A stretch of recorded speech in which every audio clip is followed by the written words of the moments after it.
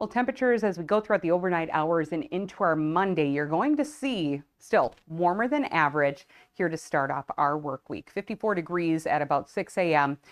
And then we're going to climb back up into the 70s by mid-morning, and by afternoon, expect a high around 85. That's still a little bit warmer than average for this time of the year. Not quite record-breaking, though. And our overnight lows still also warmer than average. But there's a trend coming, which means that we're going to talk about some cooler conditions. We're kind of right in the middle here for us in Casper between June 21st and June 25th. So we are looking at the potential chance that conditions could be cooling down, and even out to 8 to 16 days. It does look like that trend could continue for some cooler than average temperatures for this time of the year. So we'll take it. We'll take something that balances things out. We're also looking at a potential chance for more precip over that time period between the 21st and 25th. That doesn't necessarily mean anything severe, though. We have had our severe weather updates here overnight and also into Monday and Tuesday with chances for some strong storms. Most of that risk is going to be well off to the east into South Dakota, Nebraska. So if you do have travel plans, do be aware of that.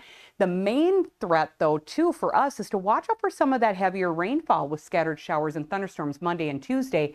Now, further to the north and east, extreme better chances for heavier rain. We could pick up about 1/4 of an inch, Buffalo about 1/2 of an inch, Trace further off to the west, but just something to be aware of. We all know how those showers and thunderstorms can pop up quickly during the day, and it can also drop a lot of rain in a very short amount of time. So watching throughout the next 24 hours, the bulk of the energy associated with cold front moving across the upper Midwest, North Dakota, sweeping through South Dakota, will be trailing along a cold front and also bringing with it showers and thunderstorms. We're going to be kind of out of that higher risk for severe weather, and cooling, and maybe one day that we get one temperature day that we're a little bit cooler than average this week. Here's a look at our forecast, kind of our graph throughout the better part of the day. There's those above average temperatures, the best chances for those showers and thunderstorms really to kind of bubble up around 2 to 4 p.m.